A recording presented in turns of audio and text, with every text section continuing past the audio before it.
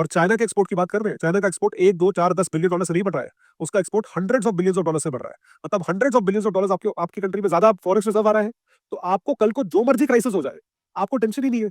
आपको कभी मार्केट से डॉलर खरीदने की या करेंसी खरीदने की जरूरत ही नहीं है, क्योंकि हर कंट्री की करेंसी आपके पास पड़ी है। जब कोई कंट्री डीवैल्यू करती है करेंसी, मतलब जानबूझ के करेंसी को डिक्लाइन करवाती है, तो उसका पर्पस होता है प्राइमरली अपने एक्सपोर्ट्स को एक अलग किक देना। लेकिन इतना बड़ा रिस्क वो ही कंट्री ले सकती है जिस कंट्री को पता है कि उसके पास एक्सपोर्ट करने का उतना पावर्स है, उतना मेटल है, उतनी मैन्युफैक्चरिंग कैपेसिटी है।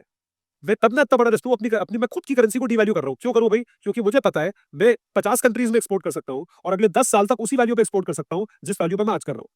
मेरी एक्सपोर्टिंग कैपेसिटी बढ़ेगी। चाइना में एक फेस्टिवल होता है, उसे बोलते हैं कैंटन फेस्टिवल। जैसे यहाँ पे प्रगति मैदान में आपने ट्रेड फेयर सुना होगा, कभी ट्रेड फेयर होता है, इंडिया इंटरनेशनल ट्रेड फेयर, उसी तरीके का एक फेस्टिवल होता है। फर्क यह है कि इससे 100 गुना बड़ा फेस्टिवल होता है। एक स्टेडियम के बराबर सिर्फ और मतलब 3 महीने वो फेस्टिवल चलता है। एक हफ्ते सिर्फ और सिर्फ मान लीजिए जूतों का फेस्टिवल है, तो जवाहरलाल नेहरू स्टेडियम जितना बड़ा एक ग्राउंड होगा, उसमें सिर्फ और सिर्फ जूतों का एक म्यूजियम लगा होगा। जूते के लेसेस, जूते के ये, जूते के वो, अफोर्डेबल शूज, महंगे शूज, प्रीमियम शूज, हर टाइप के शू मैन्युफैक्चरर्स वहां पे आते हैं।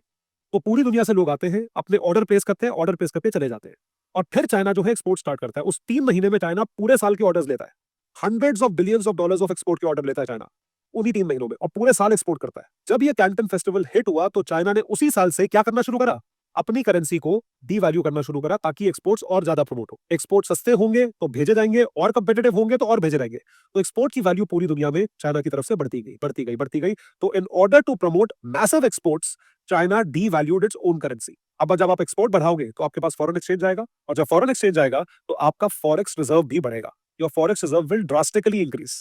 और चाइना के एक्सपोर्ट की बात कर रहे हैं, चाइना का एक्सपोर्ट 1, 2, 4, 10 बिलियन डॉलर से नहीं बढ़ रहा है, उसका export hundreds of billions of dollar से बढ़ रहा है। मतलब hundreds of billions of dollars आपकी कंट्री में ज्यादा फॉरेक्स रिजर्व आ रहा है, तो आपको कल को जो मर्जी क्राइसिस हो जाए, आपको टेंशन ही नहीं है।